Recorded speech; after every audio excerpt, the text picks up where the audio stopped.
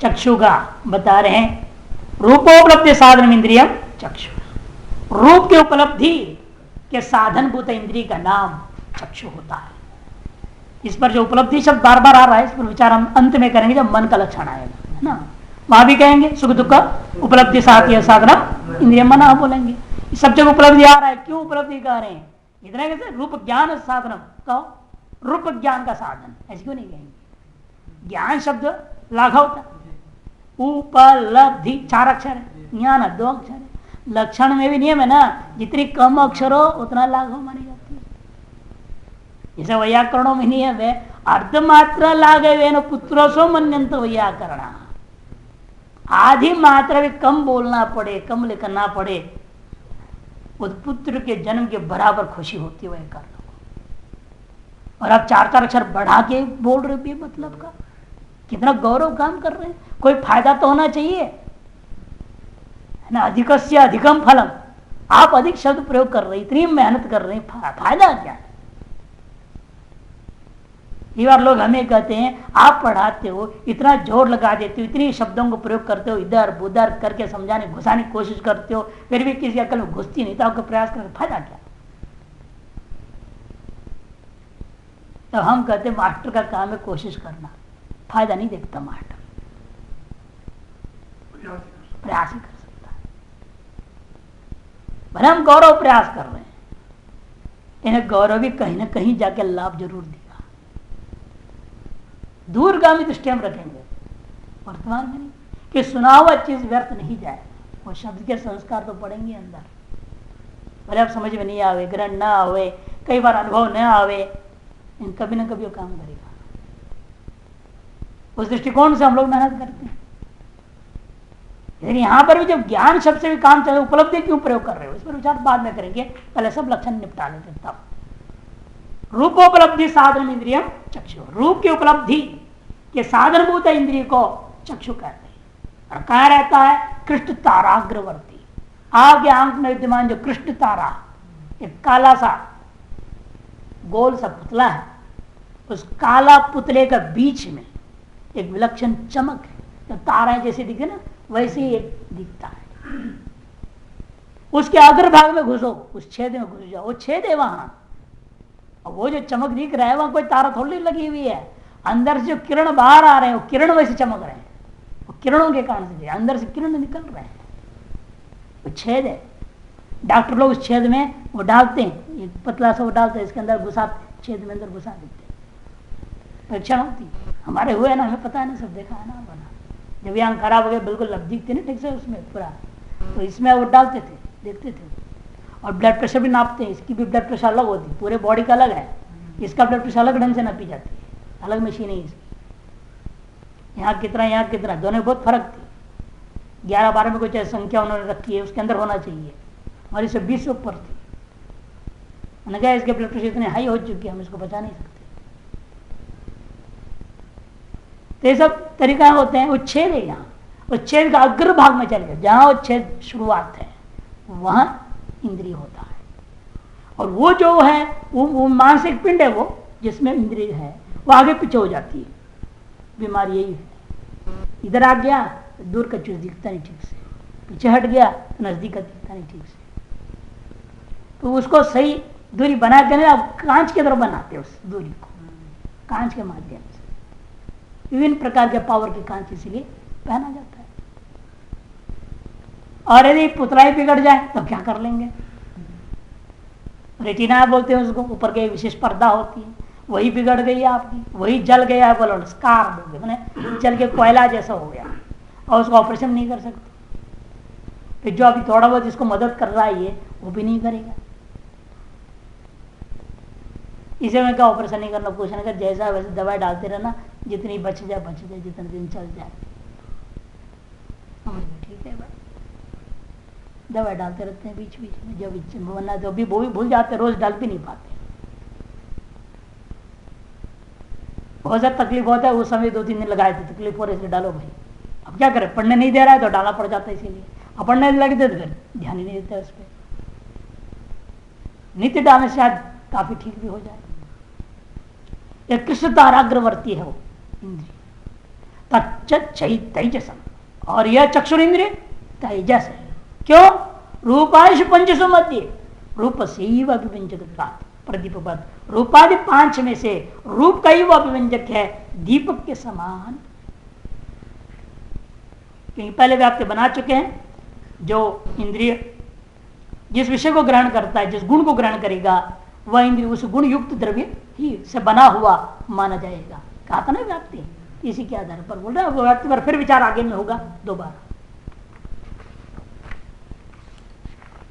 रूपोपलब्धि साधन इतना ही कहें, इंद्रियम नहीं कहेंगे तो प्रभा में अतिव्याप्ति हो जाएगी। जो प्रभा है प्रकाश की, जो आभा दिख रही है, ये आभा से तो अभी उपलब्धि का साधन है ना। ये भी इस अतिव्याप्ति निवारण करने के लिए इंद्रियम कहा गया।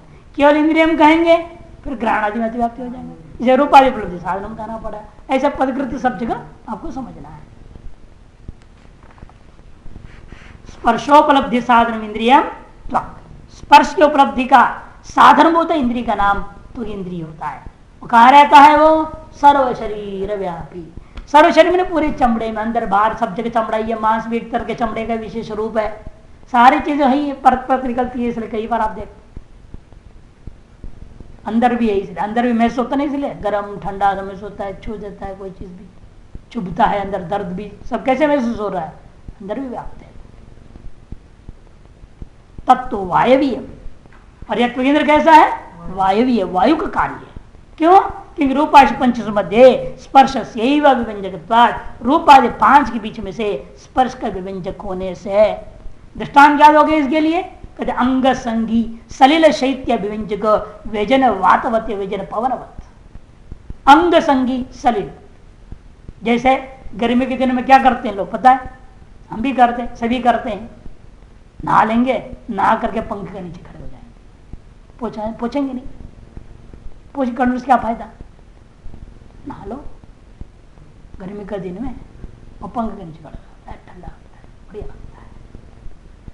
वो पानी जब तक सूखते हैं ना, वो पानी की वजह से बढ़िया ठंडा ठंडा हो जाएगा, सारी गर्मी खत्म। वो जो शीतल आपको अनुभव कैसे हुआ? बिना हवा का हुआ क्या? हवा की वजह से। अंग संगी सलिल है, अंग कैसे संबंध जल है, कोई आया है, शैत्य उस जलगत शीतलता का विव्यंजक व्यजन पंखे का, वात माने पवन हवा के समान ये दृष्टांत किया। जैसे वह हवा इस शीतलता का स्पर्श का बोध कराता है, इसी प्रकार से जितना भी स्पर्श का बोध कराएगा वह त्वक इंद्रिय कराएगा, इसी हो जाता है व्यजनवातवत। शब्दोपलब्धि साधन इंद्रियम श्रोत्र, शब्द की उपलब्धि का साधन इंद्रिय का नाम श्रोत्र इंद्रिय होता है। तच्च कर्ण शस्कुल्य छिन्नम आकाशमेव, ये आकाश का कार्य नहीं है, वह आकाश ही है श्रोत्र इंद्रिय। पहले चारों क्या थे? कार्य थे ना। दर्शन में क्या लगे? इसलिए पुनस्त्रिविध शरीन्द्र विषय वेदा। श्रोत्र में ऐसा नहीं है, यह आकाश का कार्य नहीं है, आकाश का सोपाधिक है, सोपाधिक स्वरूप है। कर्ण शस्कुल्यवच्छिन्नम आकाशम एव, कर्ण शस्कुल्यवच्छिन्न आकाश ही जो है आपका श्रोत इंद्रिय है। न द्रव्यांतरम माने कार्यांतर नहीं है। शब्द गुणत्वा, क्यों? इसका भी गुण शब्द ही है। शब्द गुण, पहले शब्द क्या बोलते थे? गुण युक्त थे, वो सब गुणी थे, और एक गुण वाला ही है, ये अंतर है दोनों में। शब्द गुणत्वा तदपि शब्द ग्राहकत्व, अतएव श्रोत्र भी क्या है? शब्द का ग्राहक है। यदि इंद्रियम, आगे दोबारा, यदि इंद्रियम रूपायश पंचसु मध्ये यदगुण व्यंजकम तत्तद गुण संयुक्तम यथा चक्षुरादि रूप ग्राहकम रूपादि युक्तम भवति। जो इंद्रिय रूपादि के बीच में से जिस गुण का व्यंजक हुआ करता है, वह इंद्रिय निश्चित रूपेण उस गुण से संयुक्त माना जाएगा। जैसे चक्षु रूपादि में से रूप के ग्राहक होने से चक्षु को हम क्या मानते? रूपवान इंद्रिय मानते हैं। इसे श्रोत इंद्रिय शब्द का प्रकाशन करता है, इसे श्रोत इंद्रिय भी शब्दवान होगा। और शब्दवान कौन है? आकाश ही होता है। शब्द गुणकम आकाशम, इसलिए श्रोत्र भी आकाश रूप ही है, आकाश का कार्य नहीं माना जा सकता। और ये उपाधि क्या है? कर्ण शस्कुल ही या उपाधि है। शब्द ग्राहकंच श्रोत्रम, और शब्द का ग्राहक है श्रोत्र है, अतः शब्द गुण कम, इसलिए उसको शब्द गुण वाला माना जाएगा। सुखादि उपलब्धि साधन इंद्रिय माना, सुखादि की उपलब्धि का साधन भूत इंद्रिय का नाम मन होता है।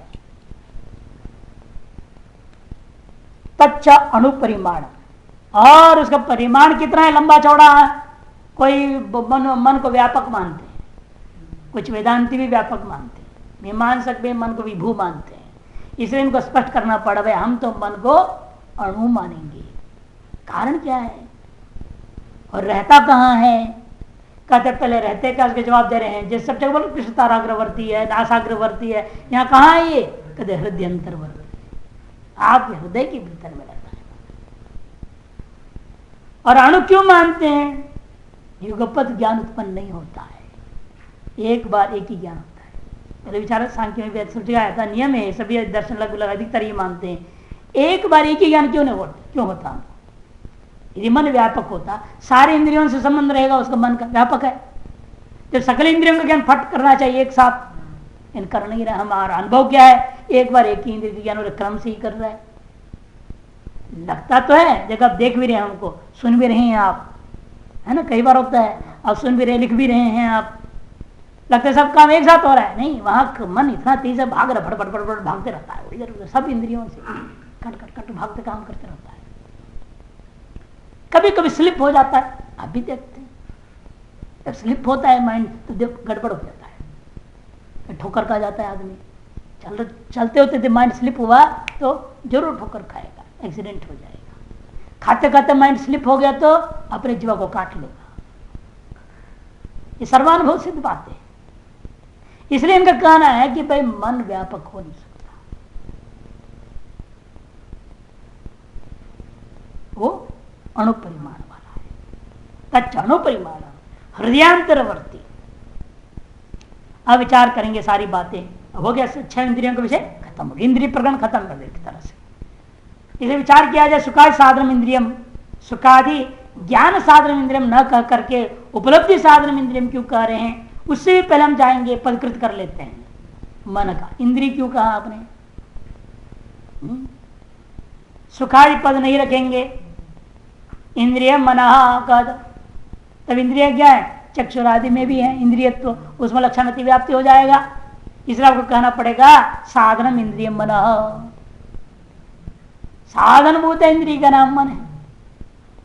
लेकिन साधन मना ऐसा भी कहेंगे, चल इंद्रिय मना कह दिया आपने, केवल इंद्रिय मना कहने से तो वहां चला गया था। अतएव आपने क्या कर दिया? सुखादि उपलब्धि साधनम कर दिया, तो उतना ही करो, इंद्रिय शब्द हटा। तब सुखादि उपलब्धि का साधन कौन है? इंद्रिय से निकर्ष बता दिया, उनमें अतिव्याप्ति हो जाएगी। आत्मा भी साधन है, यदि आत्मा ही ना हो तो ज्ञान कहां से होगा? आत्मा में ही मन का संयोग से मानते नहीं लोग। इसे सुखादि उपलब्ध साधन कौन है? समवाय कारण आत्मा है, और असमय कारण सनिकर्ष आत्मन संयोग, उन सब में अतिव्याप्ति। तो सब साधन कोटि है, सारे के सारे उपलब्धि के साधन है, तो उनमें अतिव्याप्ति हो जाएगा। इसे इंद्रिय भी कहना जरूरी है, दोनों पक्ष रखना। इस तरह से प्रकृति इतना कर लो मोटा मोटी। अब आ जाओ उपलब्धि शब्द के ऊपर। उपलब्धि ये कहने की क्या जरूरत है? 4 अक्षरों वाली शब्द को हटा करके सुखादि ज्ञान साधन कह दो। बात एक ही है, देख रहे हैं कि उपलब्धि और ज्ञान को लोग पर्यायवाची मानते हैं, लेकिन ऐसा नहीं है। ज्ञान तो निर्विकल्पक भी है, इंद्रिय निरपेक्ष भी है ना। ज्ञान तो व्याप्ति ज्ञान भी है, उपमिति ज्ञान भी है, सब ज्ञान है। शब्द ज्ञान भी ज्ञान है, अलग अलग प्रमाण से सकल प्रकार के ज्ञान होते हैं। ज्ञान तो सामान्य शब्द है, लेकिन उपलब्धि विशेष शब्द है। ज्ञान व्यापक अर्थ को लेकर के प्रयोग होता है, लेकिन उपलब्धि व्यापक अर्थ वाला नहीं। उप माने समीपम, लब्धि इति उपलब्धि। लब्धि लाभ धातु से प्रयोग होता है, दुर्लभस्य धातु है। तो समीपम गत्वा प्राप्य, किसके समीप? इंद्रिय के समीप विषय आया, या विषय के समीप इंद्रिय गया। दो ही है, कुछ इंद्रियां विषय के पास जाती हैं, अथवा कुछ विषय इंद्रिय के पास आते हैं। न किसी भी प्रकार के सामीप्यता पूर्वक सन्निकर्ष को प्राप्त होकर उत्पन्न होना।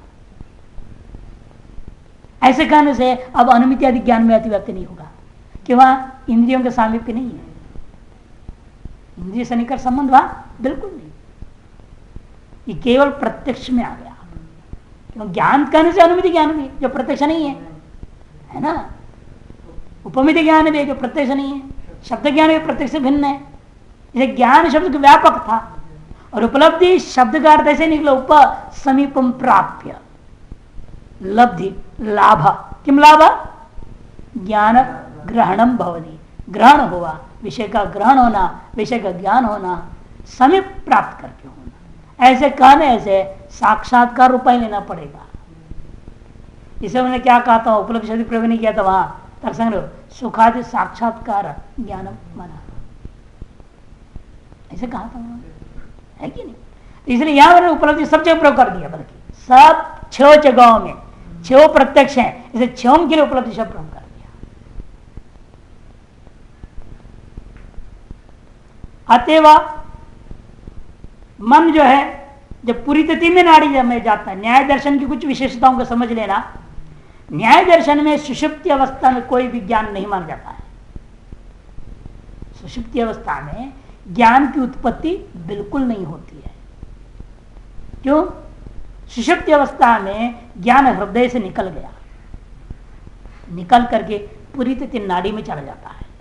और पूरी तिथि नाड़ी का ऐसा है स्थान जिसमें त्वगिंद्री के साथ कोई संबंध नहीं मानते, वहां त्वगिंद्री नहीं, वहां संबंध नहीं होता मानता।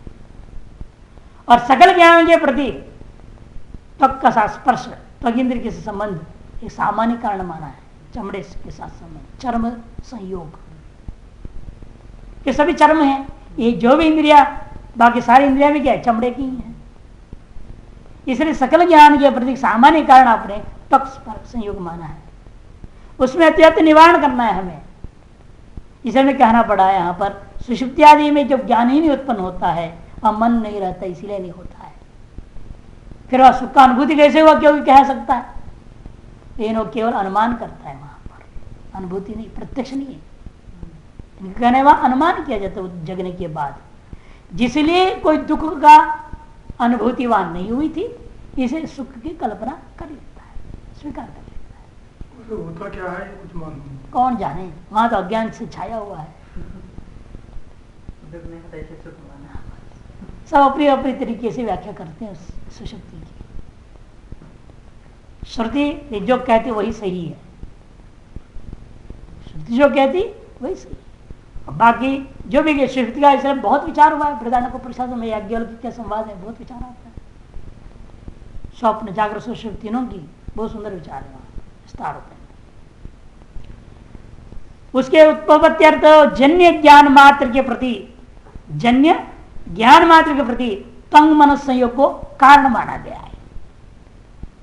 अतः सुषुप्ति अवस्था में ज्ञान की उत्पत्ति का प्रश्न ही नहीं उठता, क्योंकि वह तंग मनस से हो नहीं सकता है कि मन चला गया पूर्ति में, इसे मन का त्वक के साथ संबंध हो नहीं सकता, इससे ज्ञान उत्पत्ति नहीं होती। तो सुषुप्ति काल में त्वक के साथ मन का संयोग नहीं रहता है, अतः कोई भी ज्ञान पैदा नहीं होता है। ये नैयायिक लोग अपना एक व्यवस्था मान ली। और न्याय सिद्धांत के अनुसार जो जब तक ज्ञान सामान्य के प्रति त्वक संयोग नहीं होता, कारण हुआ करता है, तदनुसार मन जैसे सुखादि ज्ञान के प्रति कारण होता है। इसका मतलब वहां उस समय मन त्वक संयोग भी रहता है कि नहीं? मन त्वक संयोग भी रहता है। त्वक भी इसलिए ज्ञान सामान्य के प्रति कारण हो गया। त्वक भी क्या है? ज्ञान सुख आदि उपलब्धि साधन के प्रति त्वक इंद्रिय भी कारण बन गया। आपका सार लक्षण मन का चला गया त्वक इंद्रिय में, सुख आदि उपलब्धि साधनम इंद्रियम का, वो इंद्रियत्व इंद्रिय में भी है या नहीं? इंद्रियत्व भी है। और वो सुख आदि जो सकल ज्ञान सकल प्रकार ज्ञान के सामान्य कारण का आपने मान लिया है, त्वंग मन संयोग। जब त्वंग मन संयोग कारण है तो त्वंग और मन भी कारण है, संबंधी। संबंध सत्व संबंधी सत्व, जो संयोग को आपने कारण मान लिया, उस संयोग से विषय जो संयोगी है त्वंग और मन दोनों को भी कारण मानने पड़ेगा। तो त्वंग भी कारण बन गया और त्वक क्या है? इंद्रिय है। इंद्रियत्व विरा सुखालुप्त साधन उसके अंदर आ गया, कर रहे थे लक्षण मन का चला गया त्वंग इंद्रिय में। तब क्या कहना पड़ेगा, उपलब्धि शब्द प्रयोग, इसी के लाभ उठा। लेकिन सुख का तो इंद्र से संबंध होता है क्या? सुख रूपी विषय का तो इंद्र से कोई संबंध नहीं होता। जो उप समीप प्राप्यता नहीं रहा, जो उपलब्धि शब्द कहने से उसमें अतिव्याप्ति निवृत्त होता है। समझ में आ गई कि वहां त्वगिंद्रिय का शुक्र विषय के साथ कोई साक्षात संबंध नहीं बनता। उसी के निवारणार्थ यहां पर हमने ज्ञान शब्द प्रयोग न करते हुए गौरव भूता उपलब्धि शब्द का प्रयोग किया है।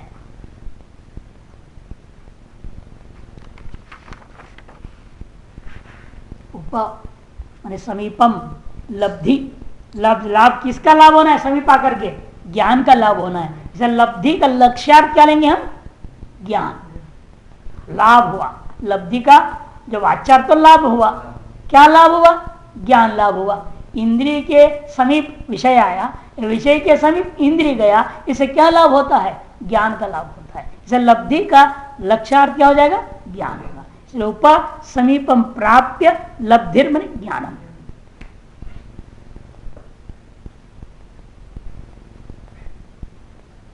और इंद्रिय सन्निकर्ष से हो जाने पर भी यदि मन को व्यापक मानते हैं तो इंद्रिय सन्निकर्ष तो सदा रहेगा मन के साथ, सभी इंद्रियों का सन्निकर्ष रहेगा, मन व्यापक रहेगा।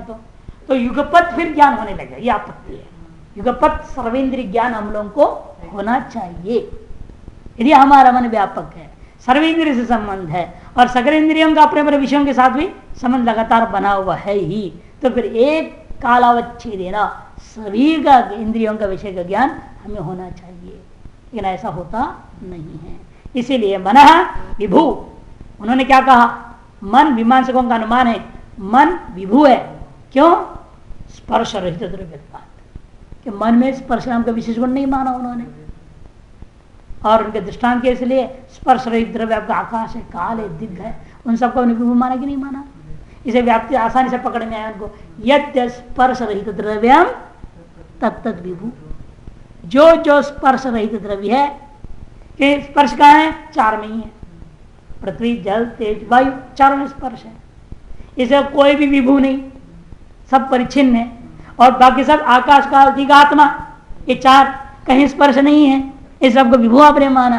अतः मन में भी स्पर्श नहीं है तो मन विभु हो जाएगा। 9 द्रव्यों में से 4 अविभु, 5 विभु हो जाएंगे। मन को विभु मानना चाहिए, ऐसा उसने अनुमान किया। कौन? मीमांसकों ने विभुत्व का। इसका शत% क्या देंगे? मन अणु, विभु के विरुद्ध में विभु का अभाव क्या है? अणुत्व। विभु का अभाव क्या हो, या अविभु कहो या अणु को, बात एक ही चीज है ना। मन अविभु, उसे मनोविभु स्पर्श रहित द्रव्यत्वात्, आकाश हो तो उसने कहा हम क्या मन अविभु। हेतु क्या दूंगा? युगपत ज्ञान अनुत्पत्ति दर्शनात्, ज्ञान की उत्पत्ति युगपत नहीं हो रही। युगपत ज्ञान अनुत्पत्ति कि सूत्र ही है, सूत्र में हम सूत्र बोल रहे हैं न्याय दर्शन का 1:16। उन्होंने क्या है? युगपत ज्ञान अनुत्पत्ति मनसो लिंगम, ये सूत्र है। मन के अणुत्व सिद्धि का लिंग क्या है? युगपत ज्ञान अनुत्पत्ति। सूत्रकार ने, गौतम महर्षि ने कहा है बात। युगपत ज्ञान की अनुत्पत्ति ही मन का सिद्धि में और उसके अणुत्व सिद्धि में लिंग है, इसलिए हेतु बना दिया। युगपत ज्ञान अनुत्पत्ति है, युगपत ज्ञान की उत्पत्ति नहीं हो रही है, इसीलिए वो अणु सिद्ध हो गया। दृष्टांत याद हो गए? दृष्टांत याद हो गए?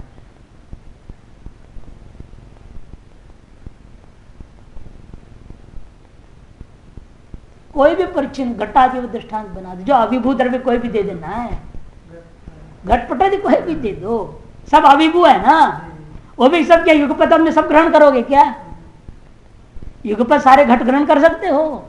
आगे को ग्रहण करो तो पीछे का नहीं दिखता, पीछे को देखो तो आगे नहीं दिखता, अंदर देखो तो बाहर का नहीं पता, बाहर देखो तो अंदर का नहीं दिखता। युगपत पूरा घट का ज्ञान कोई कर नहीं सकता। ये घट को दृष्टांत बहुत सीधा। ये घट का भी युगपत जो है ज्ञान उत्पत्ति नहीं होती। और क्यों? वो परिच्छिन्न है, अविभू है वो। अतः मन भी युगपत ज्ञान उत्पन्न नहीं करता है, अतः वो भी अविभू जरूर है। सीधा सीधा हो,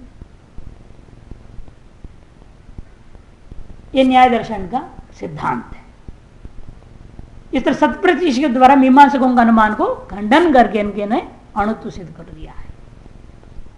ननु चक्षुरादि इंद्रिय सद्भावे किम प्रमाणम? चक्षुरादि इंद्रियां हैं, इस वक्त है क्या प्रमाण है आपके पास?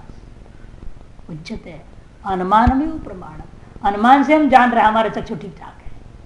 हम बार बार कहते हैं इस बात को, डॉक्टर भी अनुमान ही करते तुम्हारा आंख ठीक है।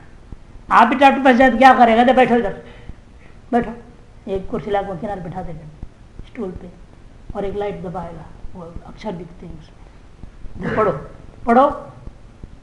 आप कहाँ तक पढ़ेंगे उसके बाद अनुमान करेगा इसकी आंख इतनी खराब है, इतनी ठीक है, या क्या है क्या नहीं। अनुमान ही तो करा उसने। ये अनादि का शास्त्र बोल रहा है सारी इंद्रियों का अनुमान ही करना पड़ता है। जीव आपकी ठीक है क्यों? उसे कोई भी चीज डालते उसका रस का पता ही नहीं चल रहा, रुचि नहीं हो रही, तो आप क्या कहते थे? हमारी जीवा खराब हो गई, पकड़ नहीं रही रस। कान ठीक से सुनाई नहीं दे रहा है तो तेल डाल, ये डाल, वो डाल, वही कोशिश करता है, नहीं तो फिर अंदर मशीन ही लगा देना पड़ता है, फिर अनुमान ही तो करेगा वहां पर भी, मैं हमें सुनाई नहीं दे रहा है ठीक से। हर इंद्रिय के बारे में अनुमान से ही आप जान पाएंगे। और चमड़े खराब तो क्या करते हैं? डॉक्टर कहते हैं सुई से मारो, देखो दर्द महसूस हो रहा है, अरे ये तो नहीं हो रहा है, ये तो खराब हो गया चमड़ा, फिर हम दवा डालो उसको, नहीं तो कहीं कोड़ ना हो जाए। अनुमान ही तो कर रहा है, सुई जाए दर्द करो, झूठे नाटक भी करो, वहां कोड़ होगा तो भी डॉक्टर के नहीं हो जाएगा, क्यों? दर्द हो रहा है, आपने नाटक करा। और डॉक्टर अनुमान ही करता है। महाराज जी इस लाइन में नाटक तो बिल्कुल नहीं करना चाहिए, नहीं करना चाहिए। जैसे वहां यहाँ पर भी ऐसे गुरु भी डॉक्टर तो आध्यात्मिक डॉक्टर, यहाँ नाटक करके यहाँ फेल हो जाओगे। आध्यात्मिक डॉक्टर भी नाटक से वो अनुमान करते हैं ये साधक है ये। हाँ, क्या करें? वो समझ भी लेते हैं ये नाटक कर रहा है। डॉक्टरों भी समझ लेते हैं, जो नाड़ी पकड़ने वाला डॉक्टर है ना वो समझ लेता है ये झूठा नाटक कर रहा है, इसका पेट में दर्द है नहीं, झूठा पेट दर्द बोल रहा है, उसको खाली गोली दे देते हैं। कि वो भी समझ रहा है ये माँ बाप को बेवकूफ बनाने आया है, और सही गोली दे दूं उल्टा काम हो जाएगा, तो खाली गोली दे देते हैं। हाँ, खाली गोलियां रखते हैं जिसमें कोई दवाई नहीं होता, कैप्सूल होते खाली, अंदर कुछ नहीं होता। देखना कैप्सूल दे रहे हैं, बहुत तेज दवाई है, और बेचारा हाँ हाँ कर खाएगा, उसमें कुछ है ही नहीं अंदर, खोखला है।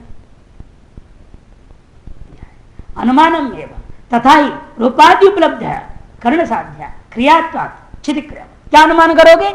ये अनुमान है हमारे पास, जो रूपादि उपलब्धियां हैं, साक्षात्कार जो हमारे प्रत्यक्ष ज्ञान हो रहा है वह कोई न कोई कर्ण से साध्य है। क्यों? क्रियात्मक, क्रिया का तात्पर्य कार्य समझना, कार्यत्मक। तो क्रिया में पहले विचार आया था ना, स्पंद रूपा भी हो सकती है या क्रिया सफल क्रिया भी हो सकती है, निष्फल क्रिया भी हो सकती। निष्फल क्रिया का नाम स्पंद रखा था, सफल क्रिया को क्रिया कहा था। इसे क्रियात्मक अर्थ से वो क्रिया नहीं लेना, या कार्यत्मक अर्थ समझना। जैसे छिदी क्रिया के समान, छिदी क्रिया में वहां पर भी छेदन रूपक कार्य सिद्धि के समान। छेदन रूपक कार्य कैसे सिद्ध हुआ? कर्ण से। उत्पतन निपतन युक्त जो उठा रहे उससे छेदन रूपक कार्य सिद्ध हुआ, कर्ण साध्य था वह कार्य भी। जैसे कोई भी कार्य संसार में वो क्या है? कर्ण साध्य होगा। यद कार्यम तत्त कर्ण साध्य, और रूपोपलब्धि भी एक कार्य है, इसलिए यह भी कर्ण साध्य है। और कर्ण कौन है? वही इंद्रियां हैं। इस प्रकार से इंद्रियों का अनुमान हो जाता है। इस प्रकार इंद्रियों का निरूपण किया कि विचार जहां पर भी आता है, क्रिया शब्द आते ही भ्रांति अनेक प्रकार की हो जाती है। अलग अलग दर्शन अलग अलग मानते हैं ना क्रिया शब्द का अर्थ। कर्म शब्द का भी कोई कहता है पुण्य पाप कर्म, कोई कर्म नहीं, जितना भी घूमना फिरना उठना बैठना पकना होकना सब क्रिया को कर्म कह दिया। नहीं है कौन है? अलग अलग लोग अलग अलग कर्म शब्द का अर्थ कर रहे हैं। इसे कर्म और क्रिया ये सब शब्द जहां प्रयोग होता है तो पहले समझना पड़ता है कौन बोल रहा है, कौन सी दर्शन वाला इस शब्द का प्रयोग कर रहा है, ये समझना पड़ेगा। फिर उसका अर्थ निर्णय होना चाहिए। इसलिए यहां धात्वर्थ रूपा में आ जाए या स्पंद रूपा माना जाए। रूपोपलब्धि में जो क्रियात्मक की जो कथन किया है वह धात्वर्थ रूपा क्रिया लेना है, सामान्य क्रिया लेना है, या परस्पंदात्मक फल देने वाली क्रिया या फल रहित क्रिया लेनी है। तो दोनों ही नहीं हो सकता यहां पर। क्यों? उपलब्धि कोई क्रिया नहीं होती है, ज्ञान है, गुण है, एक वस्तु है। इस अनुमान में क्रिया शब्द का अर्थ आप परस्पर रूप भी नहीं ले सकते, क्रिया भी नहीं ले सकते, सफलात्मक क्रिया को भी। क्या लेना पड़ेगा? कार्य लेना पड़ेगा। इसलिए ऐसे अनुमानों में क्रिया शब्द आता है तो अर्थ होगा कार्यत्वात्। क्रियात्मक अर्थ कार्यत्व क्षेत्र है। और कार्य क्या है? अभूत्व भावेशन भावित्वम कार्यत्वम। अभूत्व भावी का नाम ही कार्य है। जो पहले नहीं था, जो पूर्व में नहीं था, उसका अब होना है, उसी का नाम कार्य है।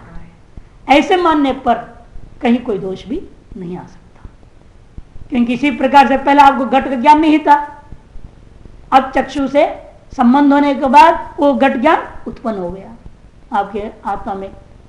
इसीलिए उस घटक ज्ञान को हम क्या कहेंगे? कार्य ही कहेंगे, क्रिया नहीं होना।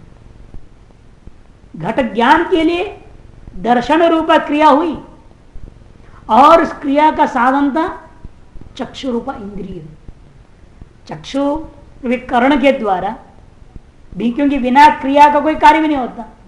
जैसे बार बार कहता कुठार रख दो, लकड़ी टूटेगा क्या? कटेगा तो दो भाग में। कुल्हाड़ी को रखने से कटेगा है नहीं, कुल्हाड़ी उटक पटक करनी पड़ेगी, कई बार करोगे, जैसा लकड़ी तरह मोटा उसी हिसाब से, तब वो कटेगा, टूटेगा, दो भाग में विभक्त हो जाएगा। मैंने उद्यमन निपदन उटक पटक रूपी क्रिया के बिना और कुठार भी कार्य को पैदा नहीं कर सका। उसी प्रकार ज्ञानात्मक जो कार्य पैदा हो रहा है वह चक्षुर्वीकरण में भी क्या किया उसने? दर्शनात्मक क्रिया किया। उसमें जितने भी सहयोगी अन्य कारण की सामग्री की जरूरत थी, वो सारे जब सामग्री होंगे तभी कार्य सिद्ध होता है। सर ज्ञान रूपा कार्य भी सिद्ध हुआ है चक्षुरूपी इंद्रिय के द्वारा। दर्शन रूपी क्रिया आदि अन्य भी जो सहकारी कारण क्या है? प्रकाश होना चाहिए, कोई विघ्न नहीं होना चाहिए, खुद बीमार नहीं होना चाहिए, अनेक कारण। ईश्वर भी कोई बाधक न पैदा करें, ये सब साधारण कारण है ना। ईश्वर होना जरूरी है, प्रतिबंधक का अभाव होना जरूरी है। आप किसी को देखना चाह रहे हो, वहीं आगे आदमी खड़ा हो जा, तब क्या देखोगे? कैसे देखोगे? कई बार होता ना, खेल खेल में क्या करते, इधर इधर खिसकते हैं, छिपते हैं ना आदमी। अब प्रतिबंधक बीच में तो देखेगा कैसे? तो प्रतिबंधक का अभाव भी कारण है। ईश्वर की इच्छा ज्ञान प्रयत्न भी कारण है। उसकी इच्छा के बिना आप कुछ भी नहीं जान सकते।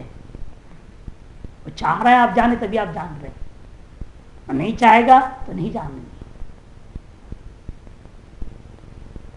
इसलिए शुरू में जब पढ़ाते थे, बिल्कुल लघु पढ़ भी रहा था, पढ़ा भी रहा था, आगे का पढ़ रहा था, पीछे का पढ़ा रहा था। तो पहली बार जो करीब 10-12 पढ़ने लगे और 4-5 छोड़ दी बिना बताए। मैंने छोटे महाराज जी को कहा, एक ऐसे लोग हैं, कहते उन पर ईश्वर कृपा नहीं रहा, तुम क्यों परेशान हो रहे? मैं परेशान होने की जरूरत नहीं, तेरे पढ़ाने में कमी है इसलिए नहीं छोड़ गए हैं। वो समझ गए, हम सोचते हैं हमारे कोई गलती तो नहीं है, कोई कमी तो हुआ नहीं। कहते मैं सोचने की जरूरत नहीं, तुम्हारे अंदर कोई नहीं, तुम जो पढ़ा रहे हम जान रहे, हमने तुमको पढ़ाया है, वो तुम आगे पढ़ा रहे हो तो गलत तुम पढ़ा ही नहीं सकते हो। लेकिन छोड़ के जाने वालों पर ईश्वर की कृपा नहीं है कि तुमसे कुछ प्राप्त कर सके। तो ईश्वर की कृपा जरूरी है, कोई भी ज्ञान पैदा होता है आत्मा में। शास्त्र कृपा भी चाहिए, जो शास्त्र कृपा पर होगी और जिनसे मुख से सुनने का वो शास्त्र कृपा होगी, उसी के मुख से आप सुन सकते।